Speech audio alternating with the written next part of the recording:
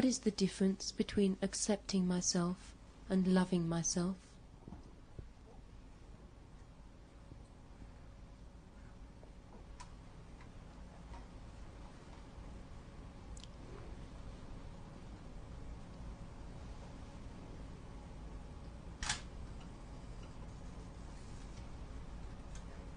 There is a great difference between the two.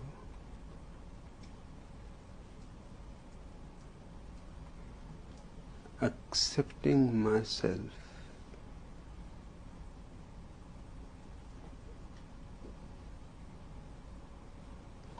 is a very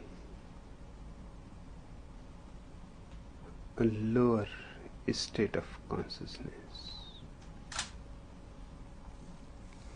Better, of course, than rejecting yourself.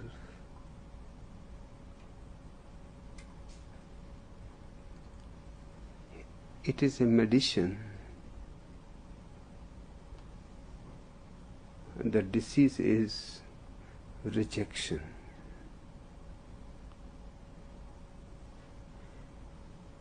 And anything medicinal has no permanent or ultimate value. Its value is only in curing the disease. Once the disease is cured, the medicine has to be thrown away. The idea of accepting yourself arose because of all the religions for centuries have been teaching you not to accept yourself.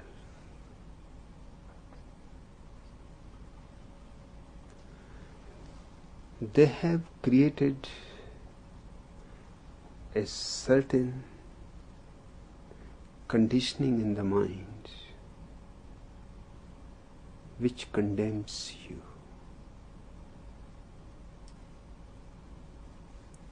It is the priest, the state,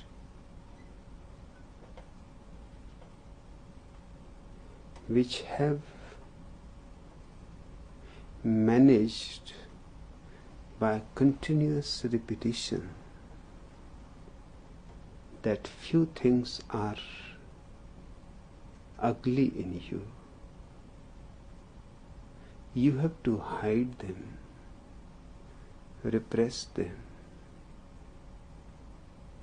And they also give you the idea what is good, which is not in you, which you have to learn and practice. This point has to be noted. The bad is in you, born in you, part of your nature. Obviously, it has to be repressed, condemned, controlled, kept in order.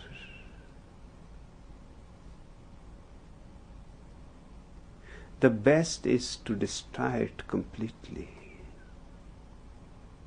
If it is not possible for you to destroy it, then at least don't leave it uncontrolled. Keep it in control. And the society respects the man most who has destroyed that bad part, completely burnt it out. Such people are called saints, sages, Mahatmas.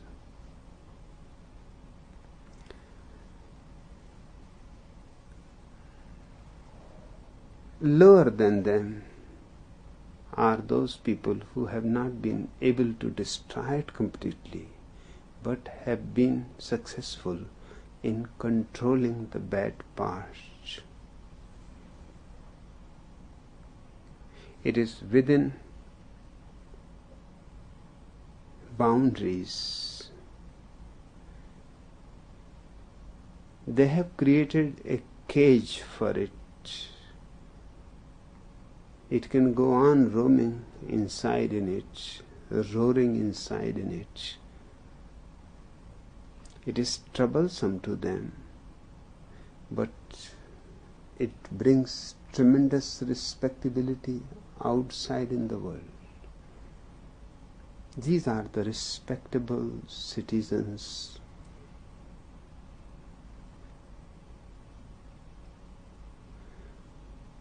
The most condemned are those who allow their natural parts, which religions think are bad,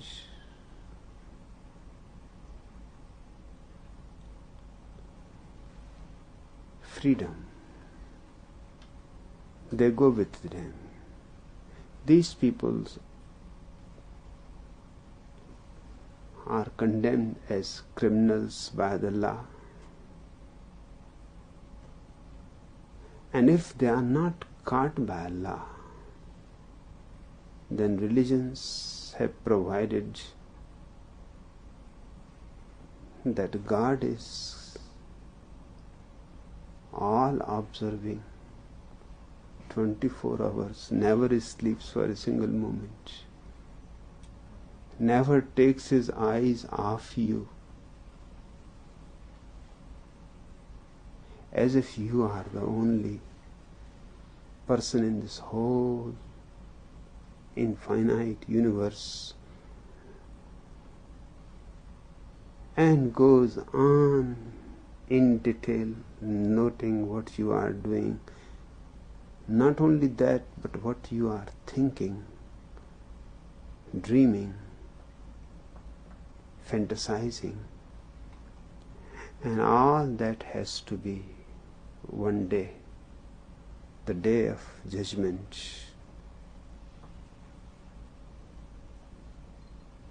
You will have to answer for it.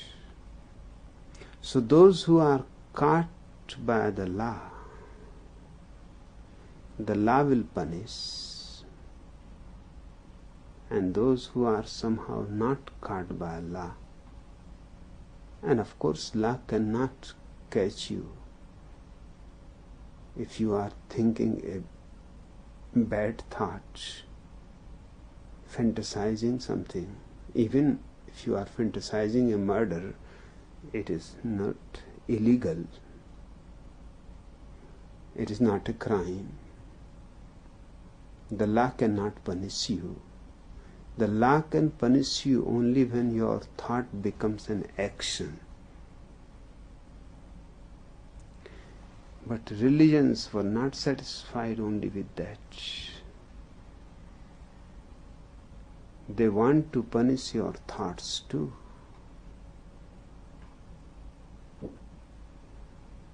So God will punish you.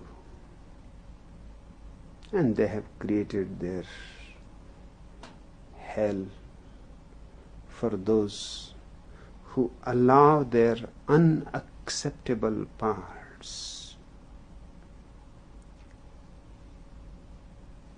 to go according to nature.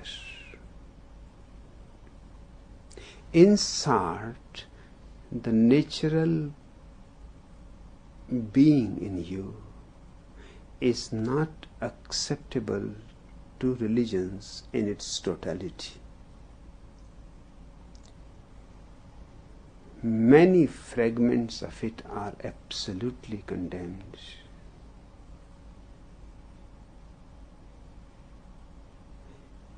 Few fragments of it can be used, but in moderation, with control. And the real good has to be learned. You don't bring it from nature. It has to be earned, deserved.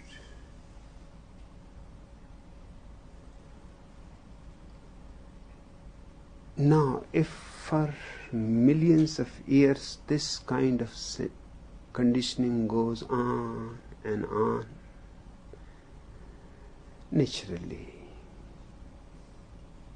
you start having a certain conscience, which is not consciousness. Conscience is a social byproduct. Consciousness is your ultimate nature. For consciousness, there is nothing wrong in you. Everything that nature has provided you can be used for the growth of consciousness. It is raw material. Have you seen when a building is being constructed and all the raw material is there? You cannot conceive that a beautiful building will come out of it. A Taj Mahal will be created out of this mess. Your immediate idea will be what this mess is all about. Clean ground is far better.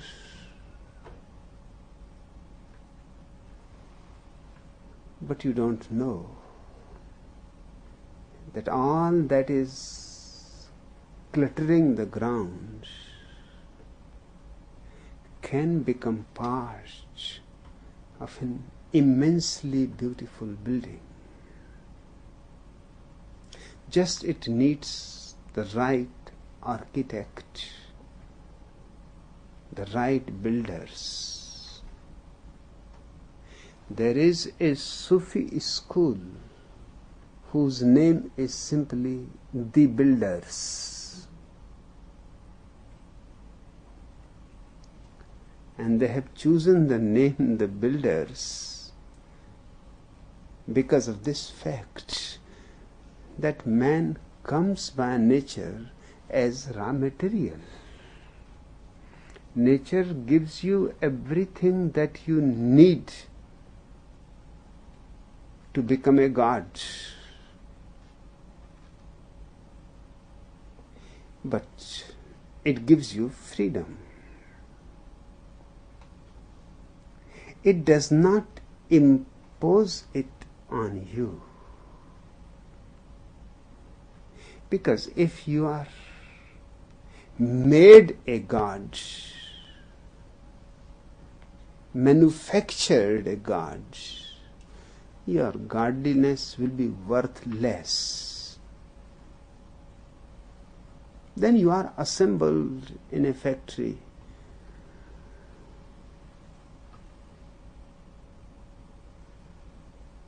No, so much freedom is given to you that from the same raw material you can create a devil, you can create a god. You can create a hell for yourself, you can create a heaven. You can fall the lowest and you can rise to the highest. But nothing is unnatural, neither the highest nor the lowest. Both are your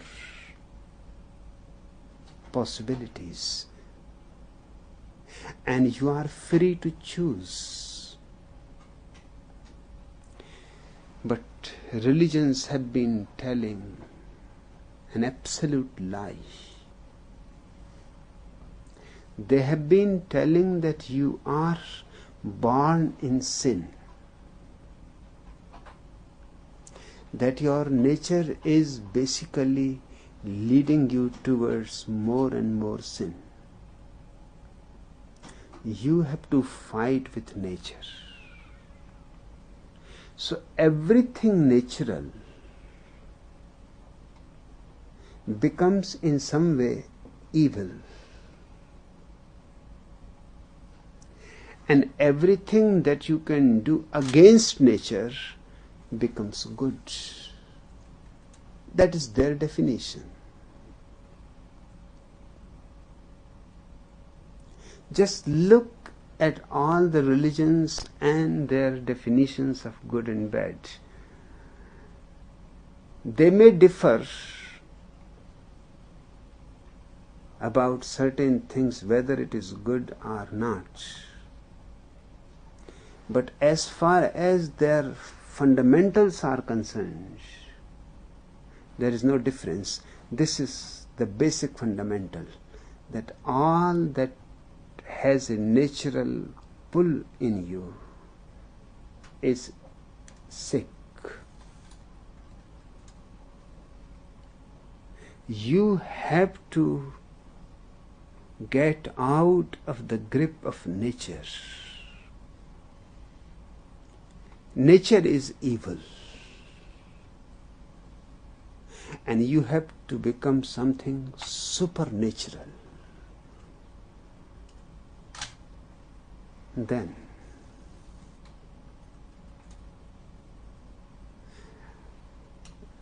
this question of rejecting naturally arises. Much has to be rejected in you. Almost everything that is natural has to be rejected in you.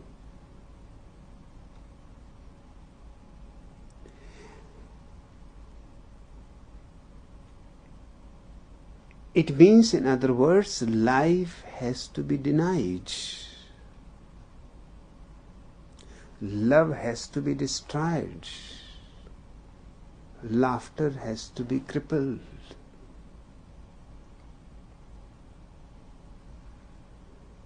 You have to be made almost a robot, functioning according to principles given by your religious pseudo prophets, messiahs.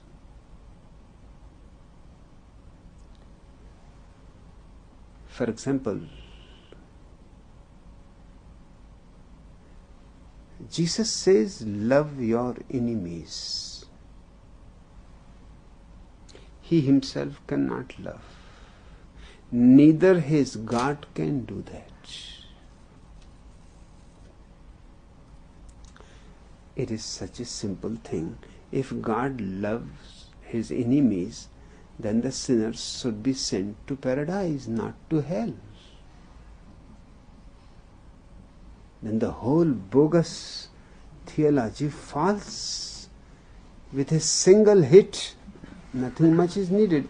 If God loves his enemies, then what about devil? He is his arch enemy.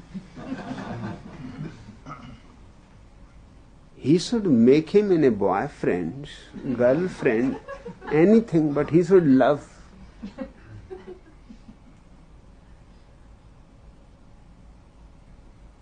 And what people are doing in hell, if God loves his enemies? If Jesus loves his enemies, then on the day of judgment, first he should choose his enemies to enter into paradise. Christians should be the last, because they are not his enemies. His love first should go to those who are against Christians.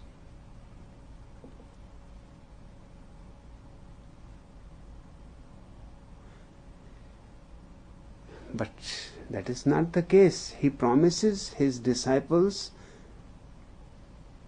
that at the last judgment day, I will be there to sort out my people, my sheep.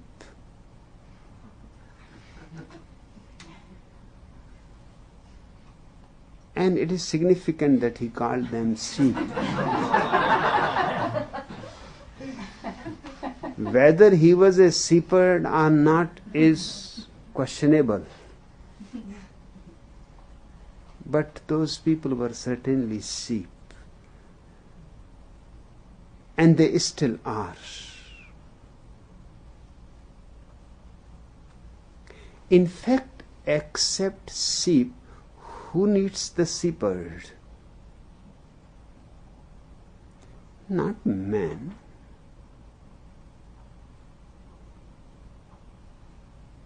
And he reduced people in sheep by forcing on them to believe, to have faith, not to argue, not to doubt, not to question. You are destroying man's humanity. By and by he becomes a vegetable. Of course, vegetables are great believers. They never argue. They never doubt. Even you cut them, they don't distrust. You go on butchering them, they go on believing in you. That's what he wants from people. He cannot love his enemies. And he knows perfectly well that his Father who is in heaven is also of the same mind. Because when he was crucified, his last prayer has never been looked from this angle. It has been thought beautiful. From one angle, it looks beautiful. But before you judge anything, you should move around it and see from all the angles. Jesus says, forgive these people because they know not what they are doing. He is asking his Father to forgive these people who are crucifying him because they know not what they are doing. Now, two things are certain. He is not certain whether his Father is going to forgive them or not. Otherwise, what is the point of the prayer? If he loves his enemies, he will simply give embraces and kisses to these people who crucified his Son. There is no question of forgiving them. You are depriving them from kisses of God and embraces of God and love of God. If he forgives them, they are no more enemies. They have not done anything wrong.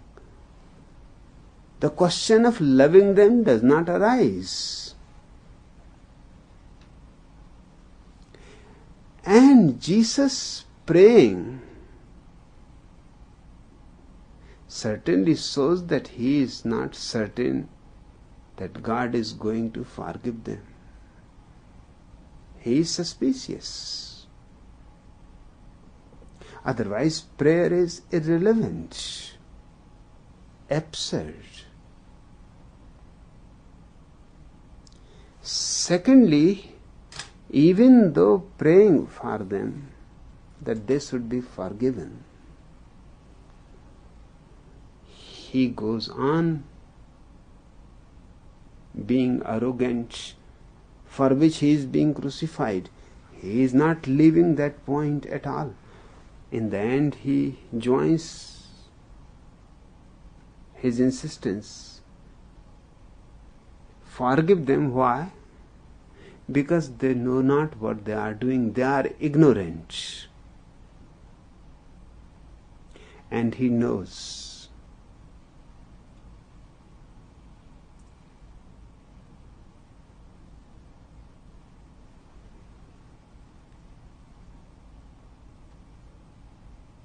This idea that they are all ignorant is simply egoistic. And you don't have any proof of what you have been telling. They are simply asking for the proof. And this is one of the ways of finding whether you are the Messiah or not. That the Messiah should be crucified and there will be resurrection. So those poor fellows are simply following religious scriptures. They know exactly what they are doing. They are not ignorant, they are really too much knowledgeable. Ignorant people are innocent. Ignorant people don't crucify anybody. These are knowledgeable rabbis, the high priest of the Jewish temple. These are very knowledgeable people. Far more knowledgeable than Jesus is. And this is the whole conflict, that they think this man is simply a crackpot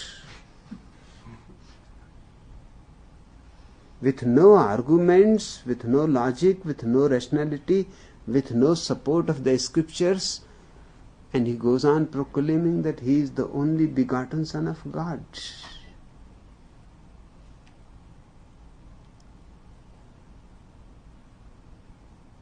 Now, anybody can do that. There is no way to disprove.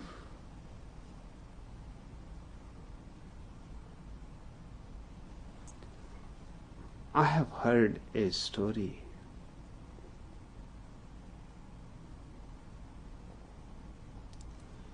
A man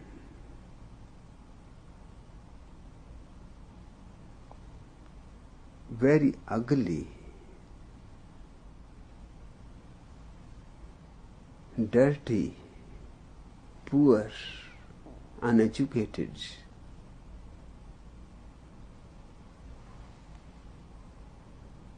fell in love with a very beautiful girl of the city, rich, cultured,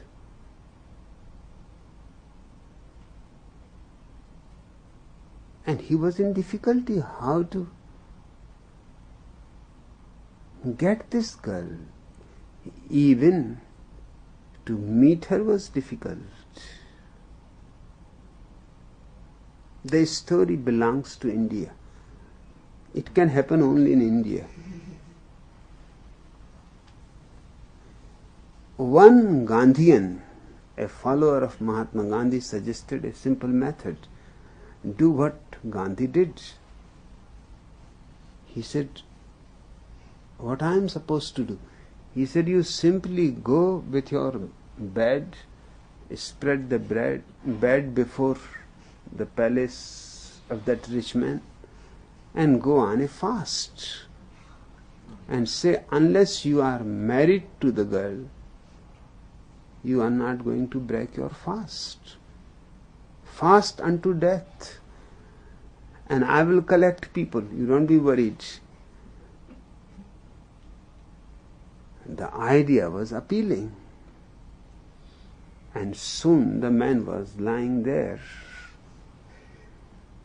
with signboards all around and flags, death, our love. fast unto death for love. Nobody has ever heard of such a great lover before, and so religious too.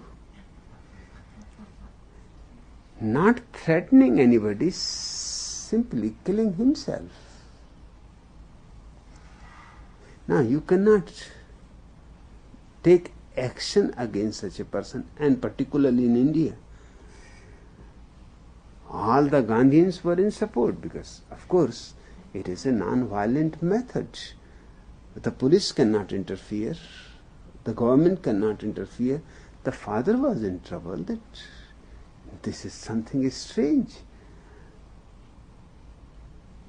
If he dies, I am condemned for my whole life. People will say that you killed that man. The murder is on my head. And I cannot let this man get married to my daughter. He has no merit, no qualification. He is a beggar, a criminal.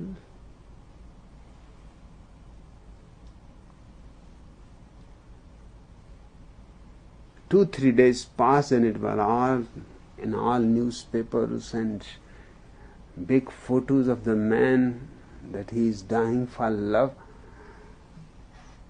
and condemnation for the rich man.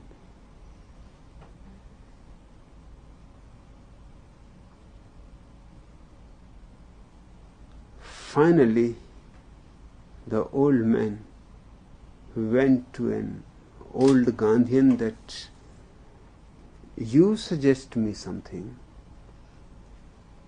because I have inquired all my friends, they say nothing can be done against it. Even British government has to leave because of Gandhian fasts. So what you are, you will have to give in, otherwise that man will die on your floor and you are condemned forever, and nobody is going to marry your daughter either. Remember, because the murder is on you, on your daughter. You killed a poor man. So finally he thought it is better to ask some Gandhian, an old Gandhian. He said it is very simple, just use a Gandhian technique against Gandhian technique. He said, I know a prostitute uglier than that man, too old, just on the verge of death, suffering from leprosy.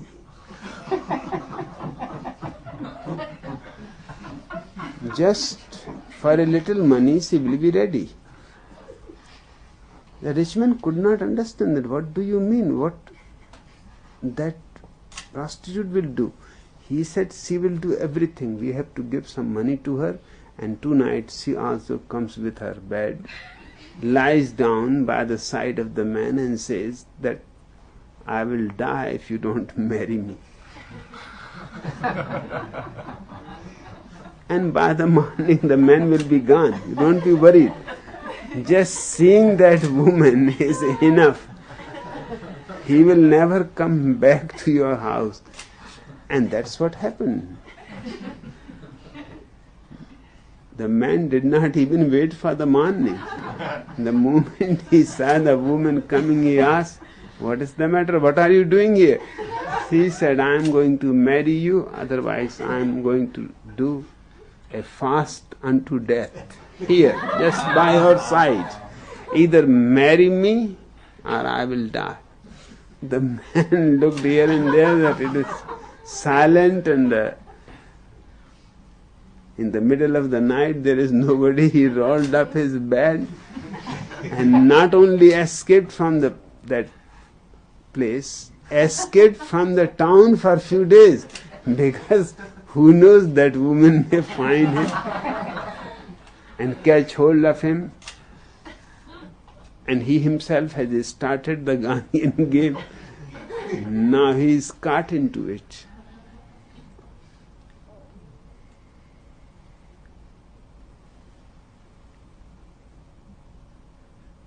It is a very cunning device invented by all the religions. They had to invent it because without it there was no way to catch hold of humanity. And certainly they have been successful. For millions of years they have been sitting on your head. They have reduced all humanity into slavery, into every possible way.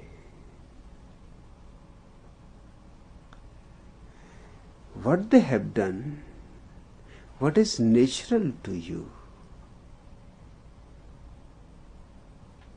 they have condemned of it. Some part, different religions have chosen different parts, that doesn't matter. All that matters is it has to be natural. Natural means whatever you do, you cannot destroy it. Whatever you do, there is no way to get rid of it. At the most, you can repress it, hide it so deep within yourself that nobody may be able to detect it, but you will know always. And the priest, of course, knows.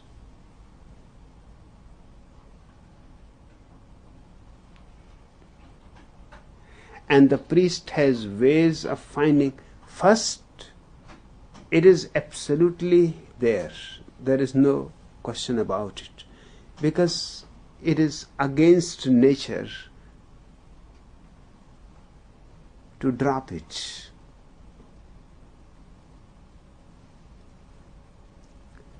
The priest knows it is there. You know it is there. You may even forget it is there, but the priest will not allow you to forget that. He will go on reminding every sermon, every scripture, every day in every possible way that you are animal. They call your natural being the animal. The devil is within you. It is there.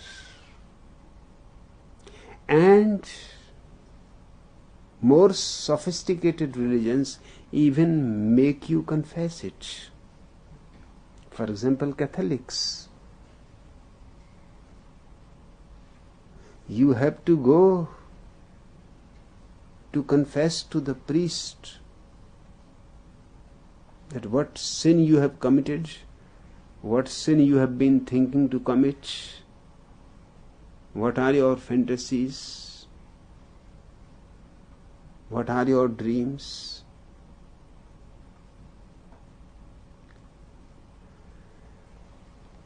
The Pope has called it also a sin to confess directly to God. The world seems to be absolutely idiotic, dumb. This Pollock goes on saying things that nobody even raises a question. Confessing to God directly is a sin. Why? Is not God your Father also? No, the reason is, if you start confessing to God directly, what about the priest? The whole key of Catholic slavery upon the followers is in the hands of the priest. He knows all dark corners of everybody in the congregation. You cannot leave the congregation. He may expose you. He is dangerous in a way because you have confessed your secret to him.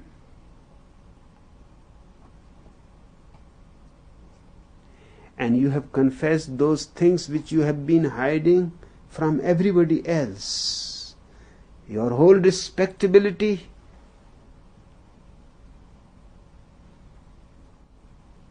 he can throw within a second. You will be nowhere. Right now you are at the top of respectability. But before the priest, he knows where you are exactly. Now this is a great invention of Catholics to make you confess.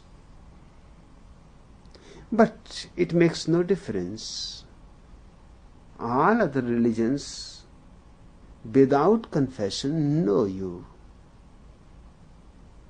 Because what they have been asking you is impossible. They have been asking you that 2 plus 2 is 5. And they know it cannot be. It is always 2 plus 2 is 4. And you have agreed with them that 2 plus 2 is 5. Now you are caught. If you say 2 plus 2 is 4, you are falling into your animalhood. 2 plus 2 has to be 5.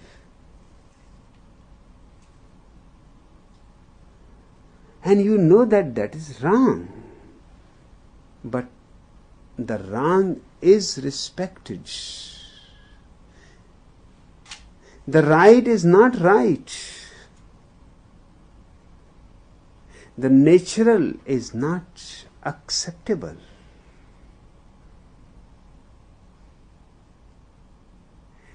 It is because of this that psychoanalysis became such a tremendously successful phenomenon. It overtook the whole world. Never a single man's idea has been so significant that in his own lifetime it became a worldwide revolution.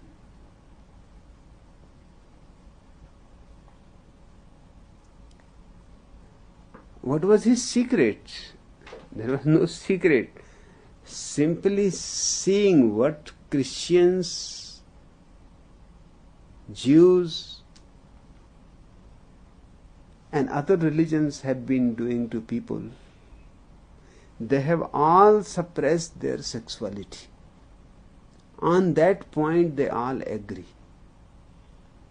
Because sex is the most significant force in you. It is your life force. It is from this energy that you come. It is this energy that keeps you running, alive. Call it elan vital. Call it life force. Because the word sex has become so condemned by the priests that even to use it, you feel as if you are doing something guilty.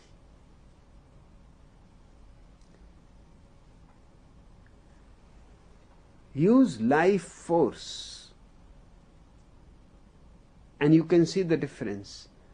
With the word life force, you don't feel anything guilty. With sex, immediately something inside you starts pinching. That is your conscience. The priest has managed to create a small mechanism in you. It starts pinching you that something is wrong.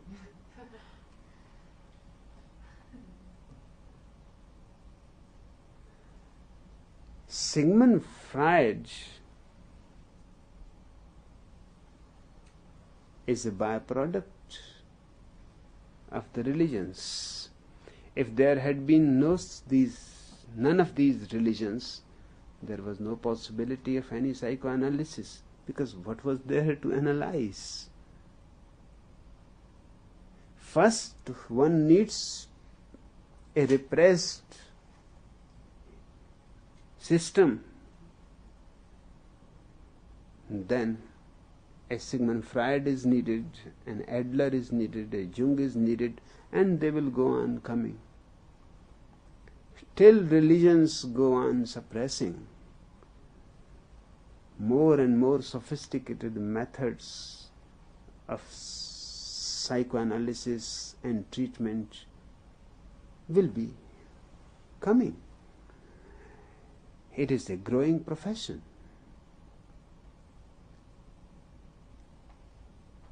But they should remember, and I think they have understood the point. Within this half century, psychoanalysts have understood the point. Now they are functioning in cooperation with religions as deprogrammers. Very strange. A Christian father may take his son to the deprogrammer because the son is moving away from Christianity to some new movement, to some new idea, some new ideology. And the psychoanalyst helps the father. Of course he charges, that is his business, and he deprograms the son. And things can be vice versa too. Just few days before, an old man was here, perhaps 65. Now his children are thinking to take him to the deprogrammer because he has been coming here for 1 year continuously and joining into therapies and meditations, and now he was thinking to take sannyas. Now a crucial moment has come. The family is afraid, and he is the head of the family. Not only a head of the family, he is the chairman of the corporation, the family's business, which is tremendously large. $1,000 million per year he earns.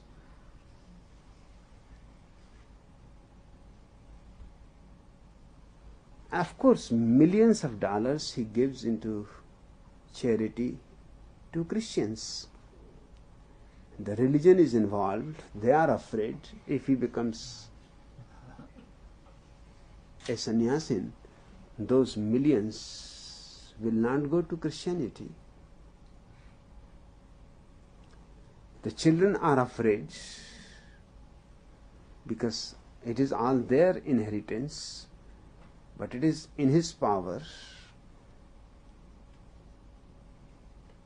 The psychiatrist is there, ready to help, to bring him back to the Christian fold.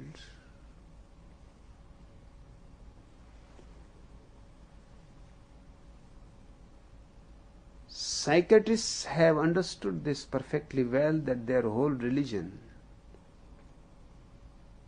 profession, are together. They cannot be separated. If psychoanalysis succeeds, it will commit suicide. Hence, psychoanalysis goes on and on. It never succeeds. It is not meant to succeed. Because if a man is successfully psychoanalyzed, he will be deprogrammed completely.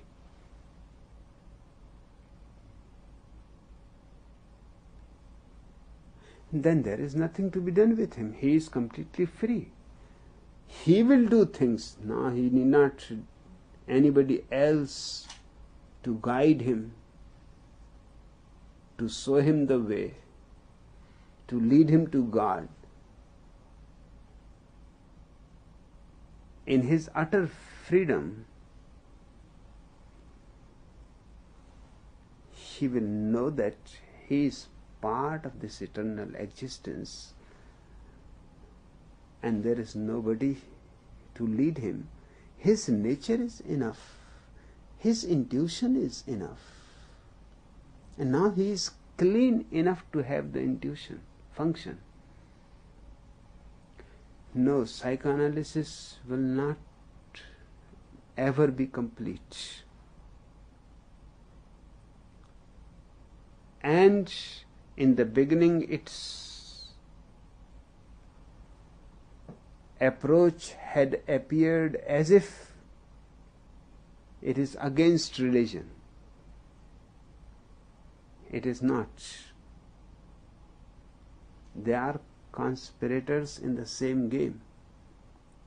Now, first the priest and the politician were two shareholders in the conspiracy. A third shareholder has entered, the psychotherapist, the psychoanalyst, psychologist, and they have all kinds of varieties. They have all joined in the conspiracy. Just the other day I heard the news that 4 priests in South America,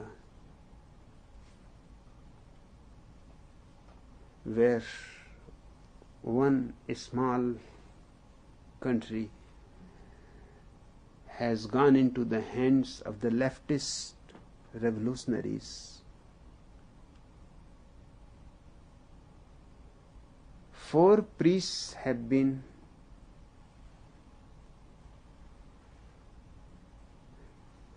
told that they are no more priests because they have accepted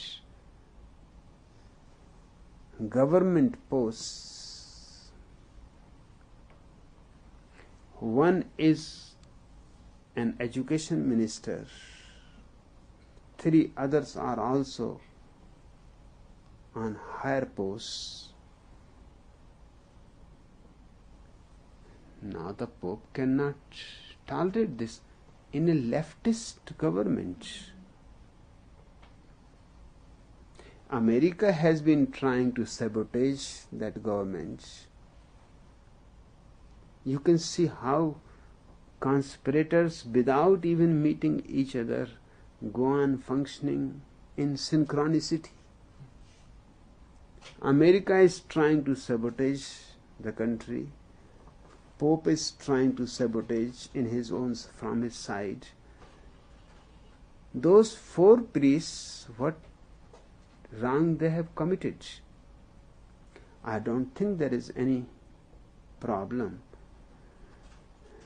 If a priest becomes an education minister, the Pope should be happy that now the priest will have enough power over education, may be able to educate people towards religion. He should be happy. He should welcome. No. The priest is expelled from priesthood. The reason is given that no priest is allowed to have a governmental post. I was surprised. Then what about Pope himself? Because he is the head of the government in the Vatican. Vatican is a country, independent country. Not very big, just 8 square miles, but it is an independent country. And Pope is the head of the state and of the church both. This man should be expelled immediately, but who will expel him? That's the question.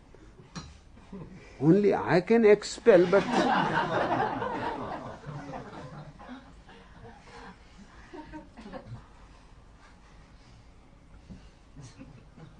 it will not be followed. I declare him expelled as a pope. He is no more a pope at all. Because if just becoming an education minister in a small country, somebody loses his priesthood, then you becoming the head of the whole government. And Vatican may be small, but it has immense political power around the world, because 600 million Catholics. So the land may be small, that does not matter, but 600 million Catholics around the world, that is his real estate. It is all over the world, spread all over the world.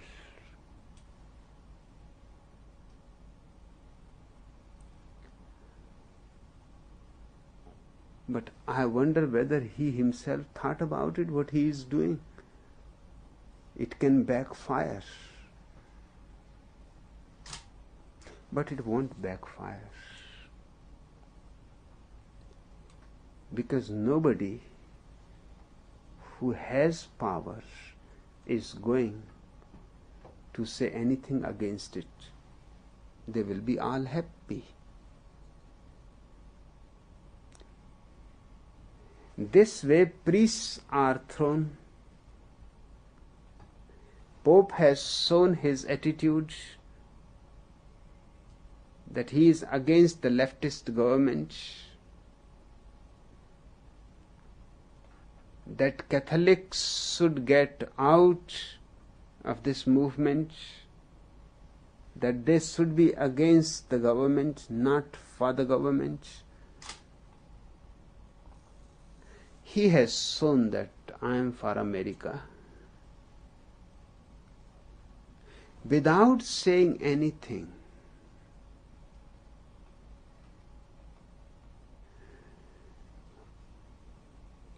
In Vatican they have created an Academy of Sciences.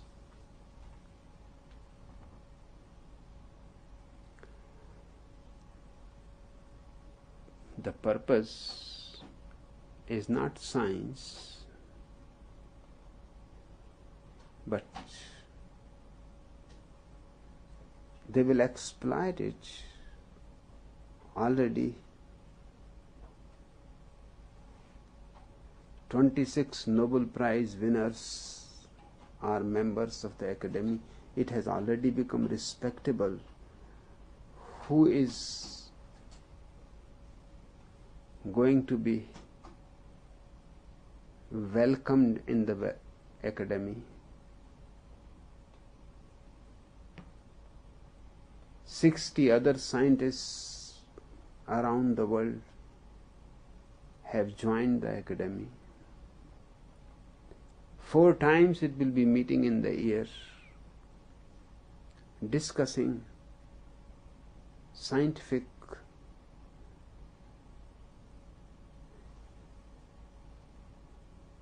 progress and the problems that scientific progress creates. But the real reason is that they will supply to the Pope all the necessary information, the latest in all fields of science, so that he can decide what is right and what is wrong. So he can decide that science should move in this direction and should not move in that direction.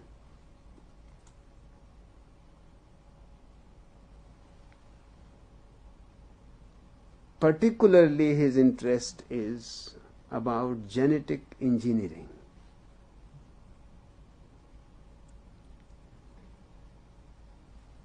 Now that is going to happen sooner or later, and it has to be done. We are capable now to engineer the human child in thousands of ways. We can give him a lifelong healthy body. From the very beginning, prepared to resist all kinds of sicknesses. We can arrange how long we would like him to live,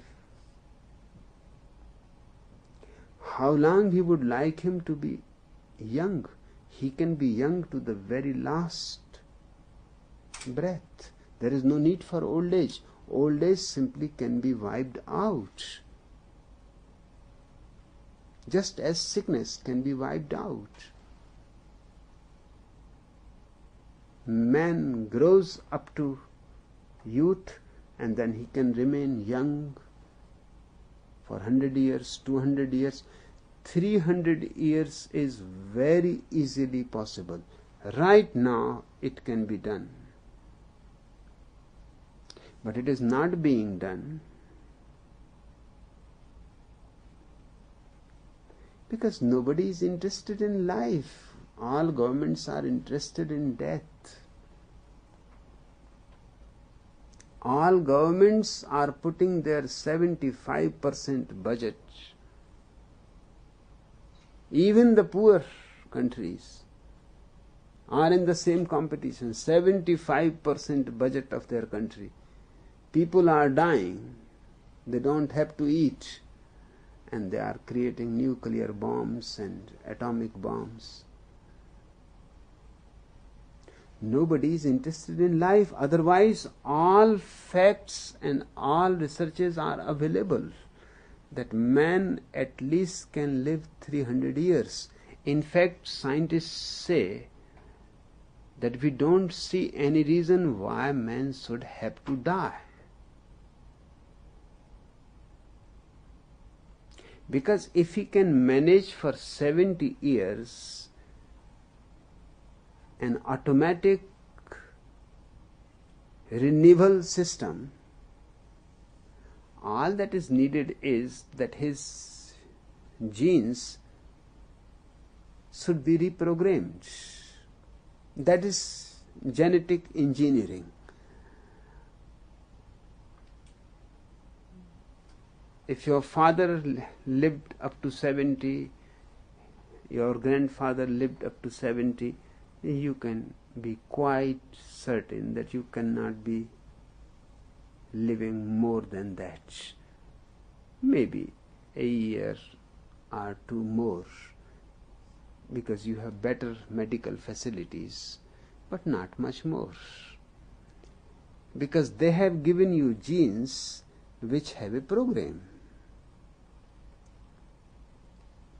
Those are the same genes that your father had, your grandfather had, your mother had, your grandmother had.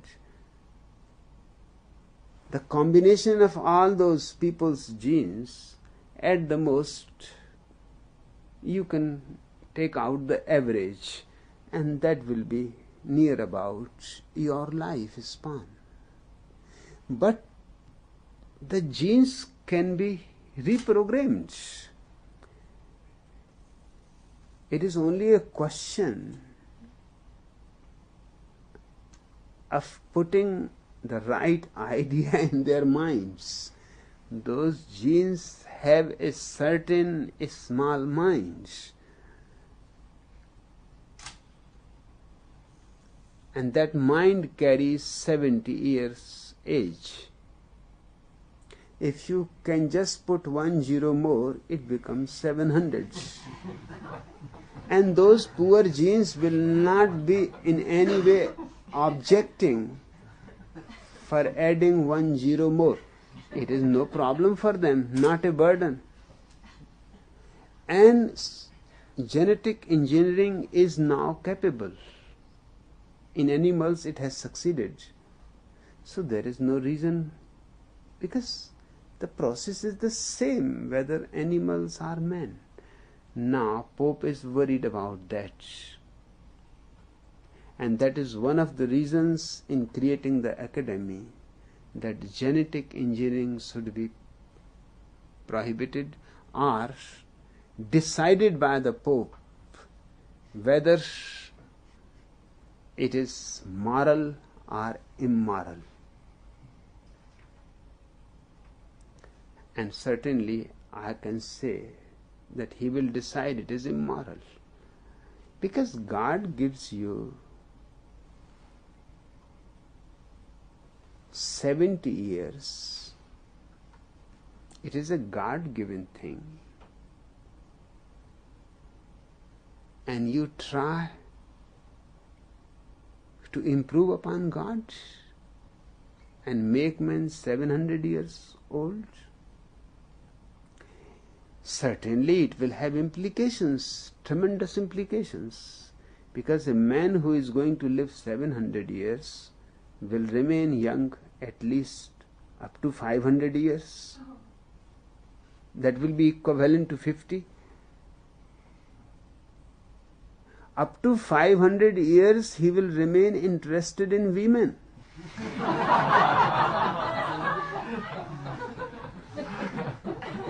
You will have to change that phrase, dirty old man. There will be no dirty old man.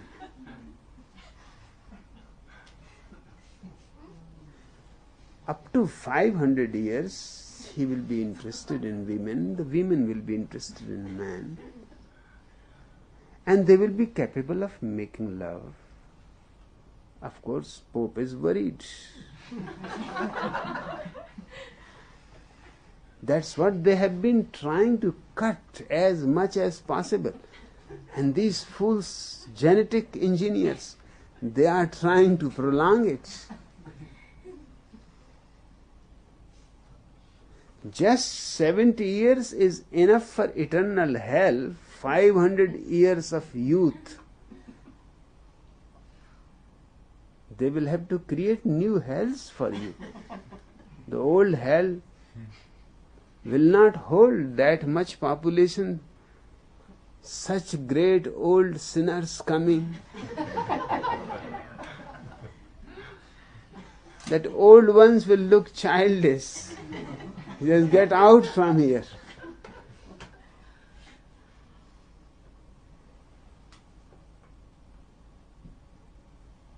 It's strange that the academy that the Pope has created is not interested in any real problem of life, but is interested only in how to cut man's life, not to solve any problem. But this is the logical end of their whole history. Your nature has to be destroyed, crippled, repressed. That creates the greatest religious thing, guilt. And any man who is guilty cannot get out of the prison of religions. He may change from one prison to another. He may become a Christian from Hindu, or a Buddhist from a Christian. That doesn't matter. It is simply choosing your prison. That much you are allowed, because these prisons are without walls. You can simply move from one prison into another prison. But you will remain prisoned, because every religion depends on guilt.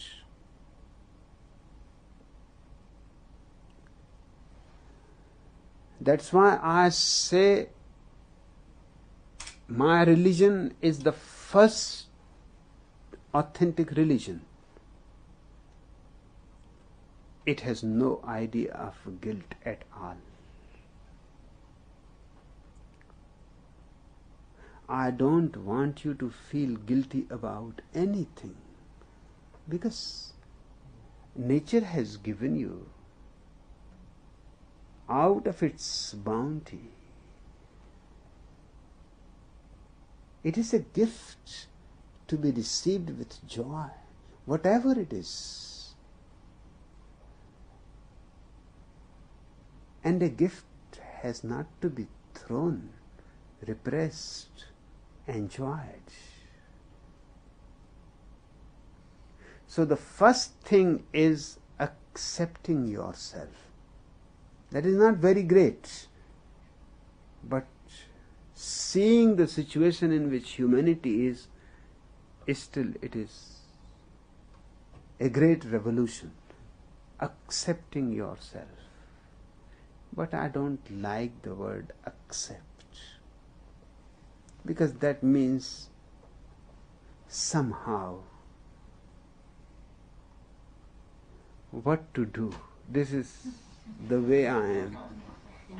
I accept it. No. With my religion, just accepting yourself is not enough.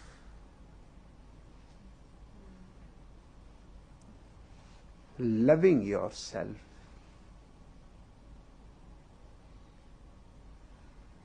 that is totally different. Then you are feeling blessed. Whatever nature has given. And we are nature. Extensions, parts of it. We have to live it with a song, with a dance, with no question of guilt. That idea of accepting yourself has arisen because of guilt. Guilt says, don't accept yourself. Reject. Go on rejecting. The more you reject yourself, the greater a saint you are.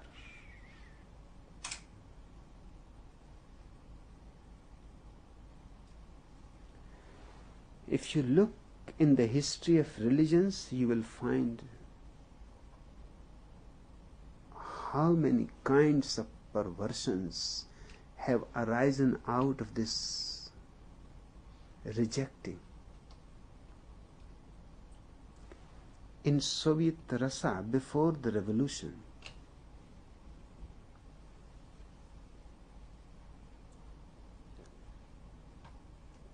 there was a Christian cult, very prominent, which used to cut genitals every year.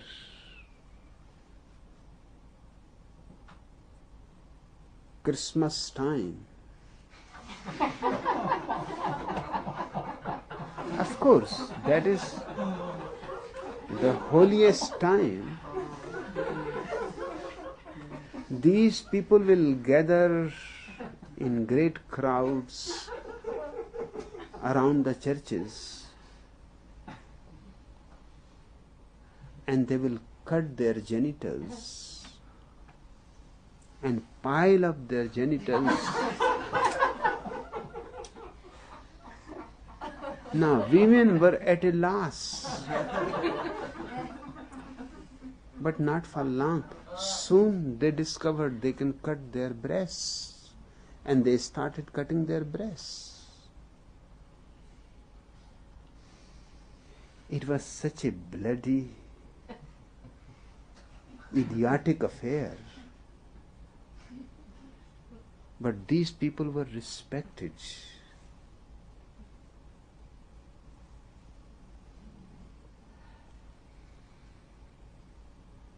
Worshipped, almost like sages. They have done a great thing. But even if you cut your genitals, that does not mean that fantasies about sex will disappear, or sex will disappear. It is in the very cells of your body, every fiber of your body.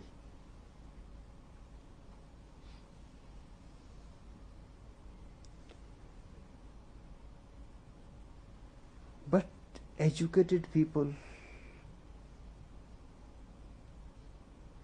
even in the beginning of this century, were doing this. It was only because of the revolution that it became a crime. It was very difficult to stop them even after revolution, because it was their religious practice. And it continued even after revolution. Here and there, in secret, they will gather and do the thing.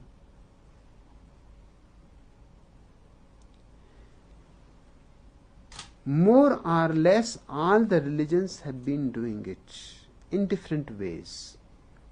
Jainism gives its monks so little food that there is no possibility that he may be able to generate any sexual energy.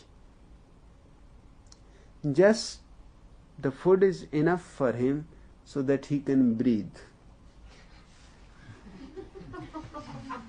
That much energy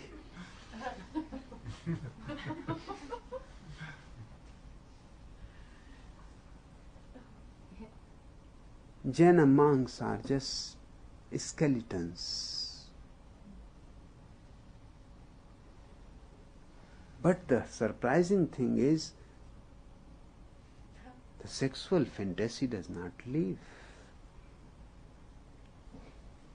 The body has almost gone. There are only bones. The food is not enough for the most essential things in the body. So for sex there is no question. First your life has to be saved. Sex is the life of your children, of your future generations.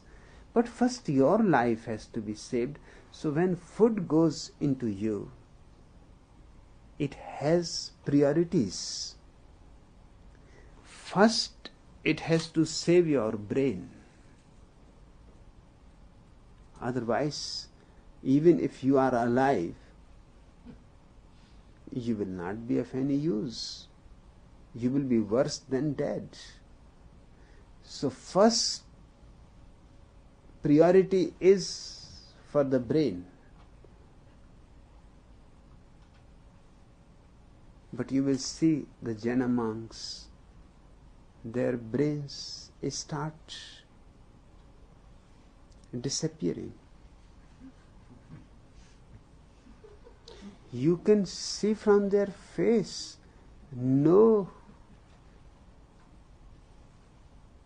sign of any intelligence. They have not done a single creative act in 5,000 years.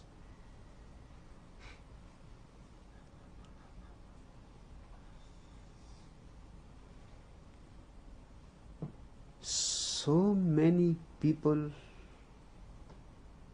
doing nothing. What happened to their brains? Their very delicate tissues died because the food was not available. Right proteins were not available. Right vitamins were not available. Those tissues slowly died. Then the heart has to be looked after. Then there are other functions in the body. Only when your whole body is looked after well, you accumulate sexual energy.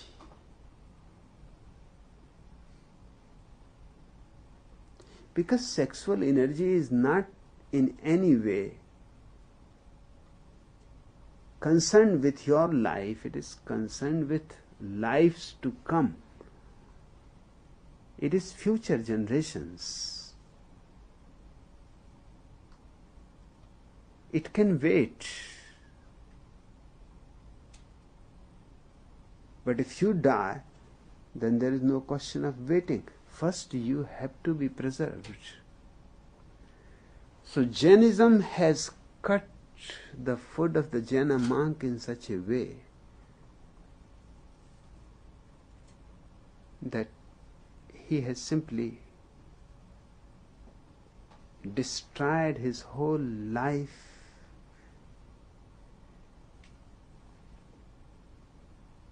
energy, the whole system. He lives. That means he breathes. And he dies. He never experiences any joy. He cannot even smile. There is nothing left in his life to smile or laugh.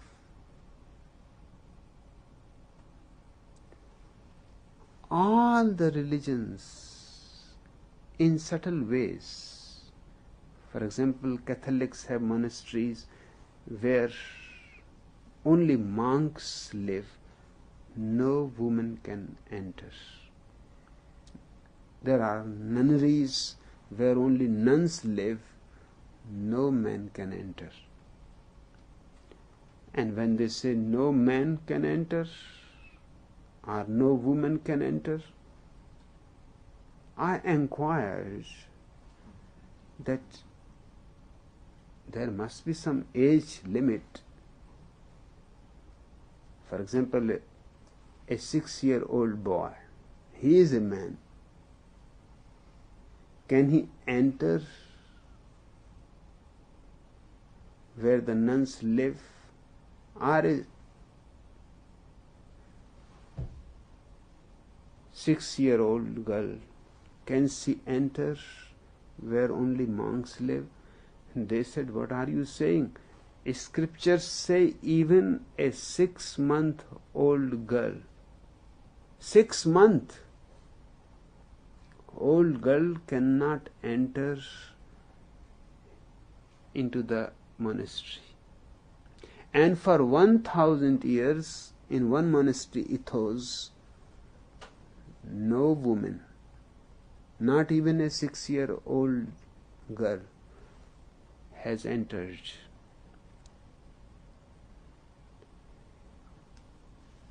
Now they have cut in a different way, but they have created 1,001 perversions. Homosexuality is one of the byproducts of religions. Now when I say it, all the religions will feel offended. Let them be. Homosexuality is byproduct of religions. I cannot deny the truth.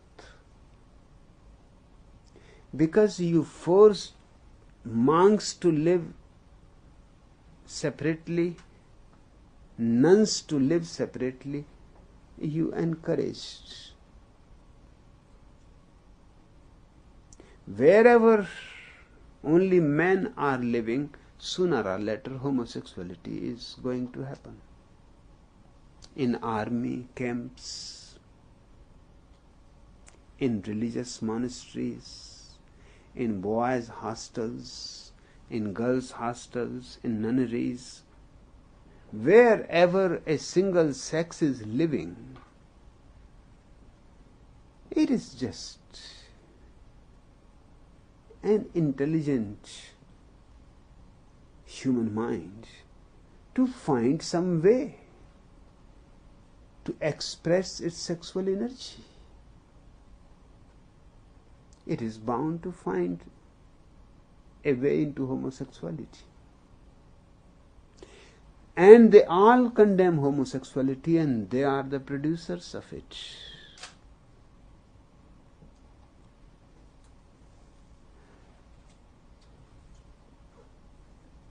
They are playing really a very criminal game with humanity. On the one hand, they are the causes of all perversions. On the other hand, they condemn you because you are perverted.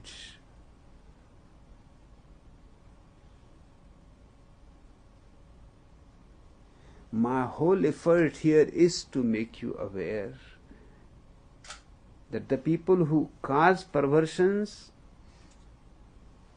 are not the people who are going to help you out of them. They are living respectable lives, rabbis, sages, popes, bishops, cardinals, on your guilt. Let the guilt disappear from humanity, and you will see all the religions disappearing so quickly, just like the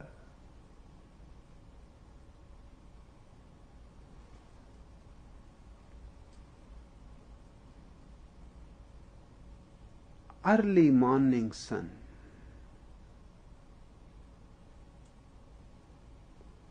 As it rises, you can see in the cool night drops of water have accumulated on the petals of roses, on the leaves of trees. They are there, but as the sun rises, they start evaporating. Just within few minutes, they are gone. Once guilt is dropped, religions will simply evaporate. They cannot remain on the earth even a single moment more. It is the guilt that keeps them giving food, sustenance. Hence the idea of accepting yourself arose. It is a humanitarian idea.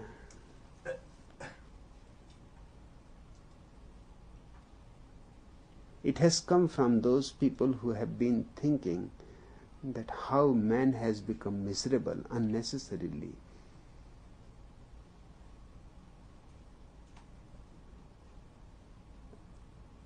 He has made himself miserable just by fighting against himself. they created the idea of accepting yourself. It was good for its time, but it is not enough. It is the minimum that you can do. But when you can do the maximum, why stop at the minimum?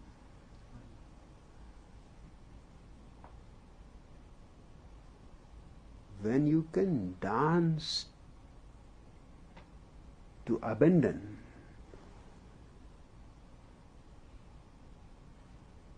then just why go on just moving your body a little as if under compulsion, ashamed that what are you doing? Accepting yourself is just like that. That is smiling also and still feeling that what are you doing?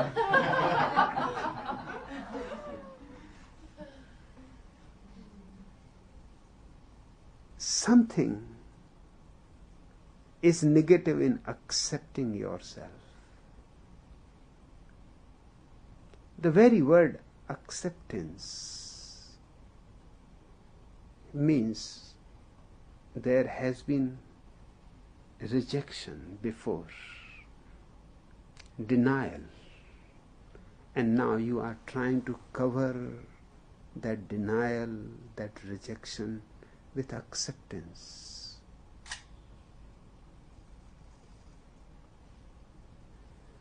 No, I don't want this kind of ideas to be implanted in you.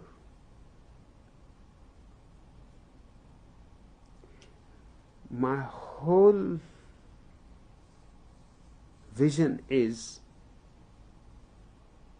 of a human being totally alive, intensely alive, enjoying everything that life makes available, and enjoying it with grace, gratitude towards existence. And that's what loving yourself means. It means that you have thrown all garbage of religious rejection, repression. You have dropped all the ideals that they have given to you, that you are now standing on your own, as if you are Adam and Eve. So no priest has been there before, no religion has been there before, uncorrupted, unspoiled, clean. Start like Adam and Eve.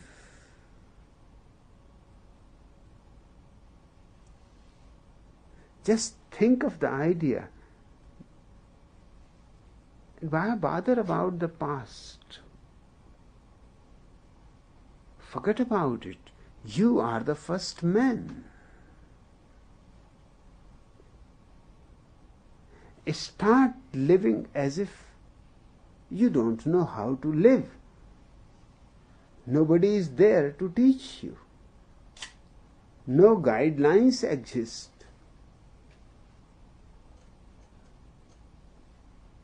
No books exist which say how to do this, how to do that.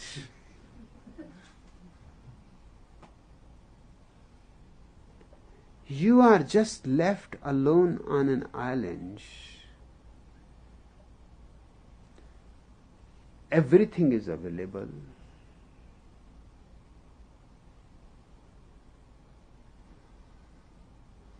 intelligence is within you,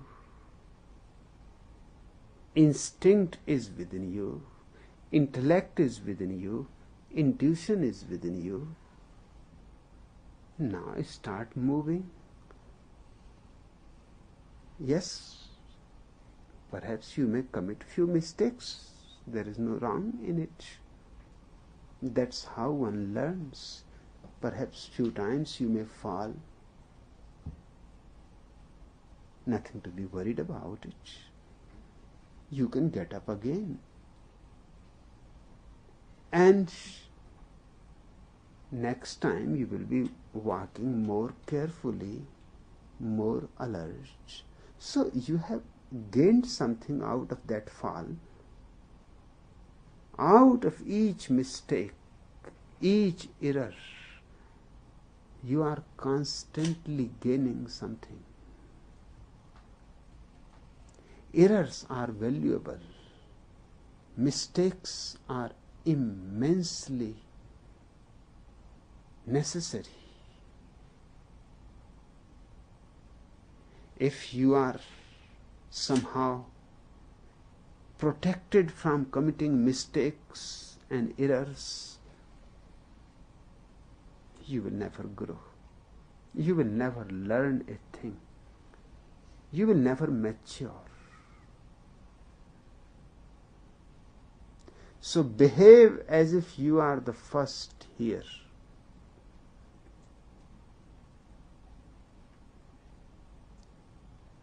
And the whole world is available to you to explore. And in exploring it, you will be surprised that simultaneously your inner world is being explored too. Because as you explore the outer world,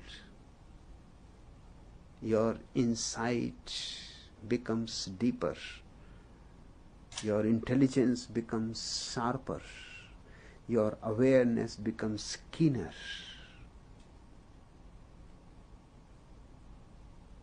And a perfectly fulfilled man is one who explored both the outer and the inner.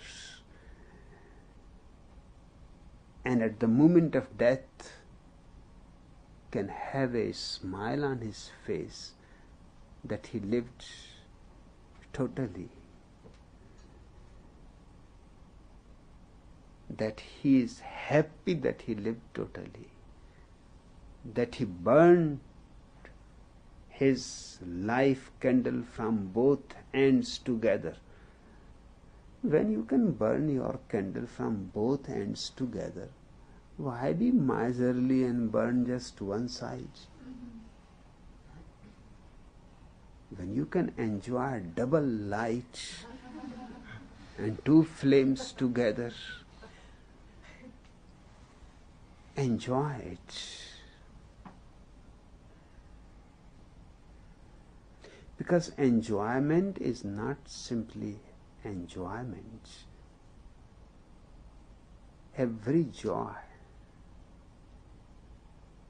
is growth and brings you closer to blissfulness, to ecstasy. And unless you have attained to a state of ecstasy where you can say that I have arrived,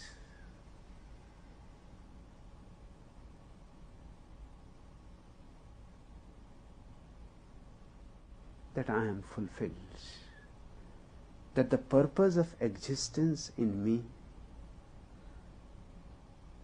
is completed, that if now death comes, it is welcome. Now that is the only thing that I don't know. A man who can say that death now is the only thing that I don't know, life I have known, will be enthusiastic about death, will be eager to meet it, would like to have a plunge into it. And this is the paradox of life. One who is ready to die never dies. One who is himself ready to jump into death, for him death disappears. Death is only for cowards. Death is only for those who have not lived, who have really remained dead their whole life. Death is not for the living. The more living you are, the farther away is the death. If you are totally living, there is no death. Death exists not. Then there is only life, life eternal.